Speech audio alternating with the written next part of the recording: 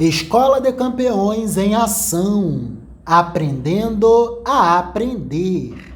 Treinamento para a expansão da capacidade de leituramento do jovem GPS. Por favor, amado de Deus, ao trabalho. Escola de Campeões. Texto do dia 5/7/2023. Temática: História do Distrito Federal.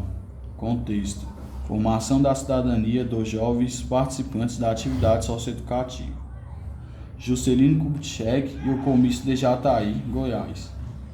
Em 4 de abril de 1955, Juscelino Kubitschek inicia sua campanha para a presidência da República, na cidade de Jataí, Goiás, já que tinha decidido iniciar sua campanha pelas cidades do interior. E durante o comício, JK pregou a todo momento o respeito à Constituição e às leis. Vou cumprir e fazer cumprir a Constituição. Ao final do comício, foi aberta a oportunidade para as perguntas dos populares ao então candidato JK. Antônio Soares Neto, o conhecido Toniquinho, funcionário de uma empresa de seguros, logo se adianta e pergunta a JK se ele iria efetivamente cumprir a Constituição, transferindo a capital federal do Rio de Janeiro para o centro do território nacional. JK, muito surpreso com a inteligência do questionamento, suspirou e prontamente respondeu afirmativamente que sim. Foi dessa intervenção provocativa, contou mais tarde Juscelino, que nasceu a ideia da promoção efetiva da mudança na cabeça de JK. Porque a ideia da transferência para o interior vem desde a mudança da capital de Salvador para o Rio de Janeiro. A provocação de Toniquinho provocou o surgimento da 31ª meta do plano de governo proposto por JK. Após eleito, JK assina a mensagem de Anápolis, projeto de lei de mudança da capital, a partir do qual cria a campanha urbanizadora da nova capital, Nova Cap. No dia 18 de abril de 1956, às 5 horas da madrugada, em um barzinho, na base aérea de Anápolis, diversas foram as críticas e acusações que Juscelino recebeu, por levar adiante a materialização do artigo 3 da Constituição de 1891. Por exemplo, que a construção de Brasília provocaria inflação na economia do país, que a companhia urbanizadora da nova capital, Nova Cap, pagava preços superfaturados às empreiteiras e que as obras da futura capital consumiam recursos da Previdência Social.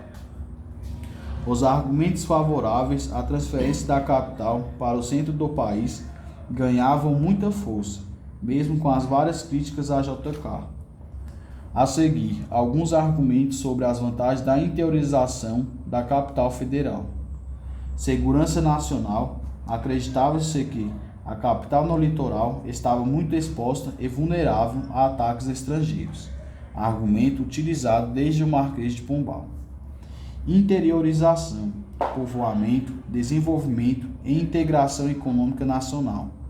A construção da capital no interior do país forçaria o deslocamento de significativo contingente de pessoas para o centro do país, o que levaria a aberturas de estradas e construções de rodovias, ligando, portanto, a capital às diversas regiões do país, o que acarretaria uma crescente maior integração econômica em relação às demais regiões do Brasil.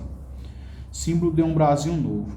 O Brasil no governo JK, de 1956 a 1961, passou por rápidas transformações ao capital internacional.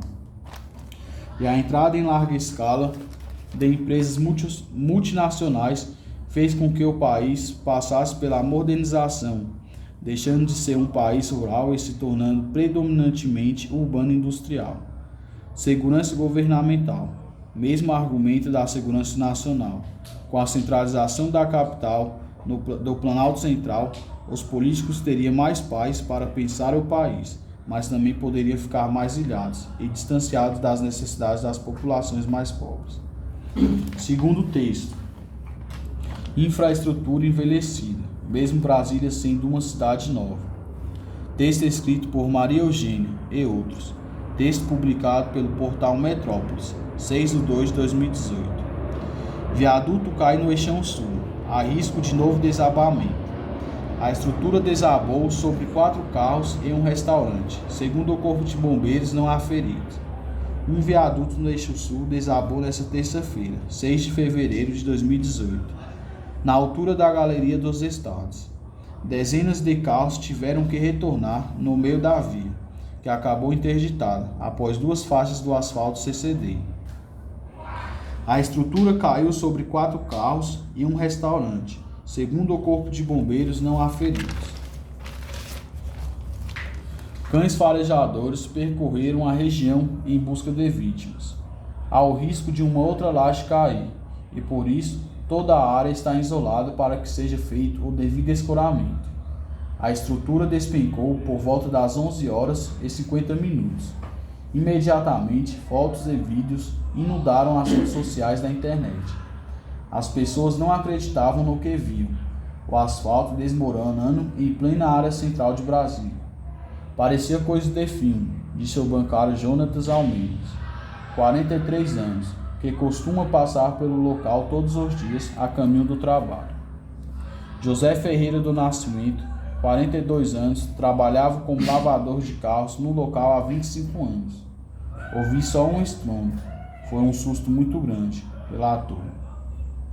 Era uma tragédia anunciada. O viaduto tinha muitas rachaduras e infiltrações. Quando os carros pesados passavam, a estrutura tremia toda, contou José ao portal Metrópolis. O governador da época esteve no local e admitiu que o viaduto não passou por manutenção. Ele foi vaiado por populares que observavam o fato. O professor de Engenharia Civil da Universidade de Brasília, UNB, presidente da Infrasolo, empresa especializada em patologia de edificações, Díquiron Berberian, explicou que o apoio de uma viga de sustentação deve ter cedido.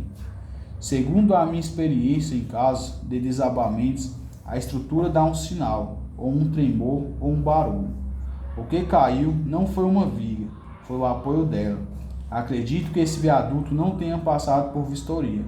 Caso contrário, o governo teria detectado o problema e teria providenciado a devida manutenção. Disse de acordo com ele: o maior inimigo de qualquer edificação é a água.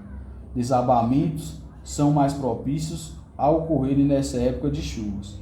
Se tiver alguma infiltração, os materiais que compõem o viaduto podem ser comprometidos. Brasília foi construída seguindo uma concepção e ideia arquitetônica moderna e seria um exemplo para as demais cidades brasileiras. Seria a capital da equidade e justiça social, com qualidade de vida. Parte do planejamento não vingou, e hoje a metrópole Brasília não foge à regra das demais cidades brasileiras, ou seja, violência generalizada, favelização, desemprego e informalidade crescente, transporte público precário, degradação do meio ambiente, saúde pública caótica e infraestrutura sem manutenção e envelhecida. Maravilhas e bênçãos divinas! Que leitura primorosa! Muito obrigado, jovem GPS, e que Papai do Céu te dignifique cada vez mais, principalmente em sabedoria. Amém.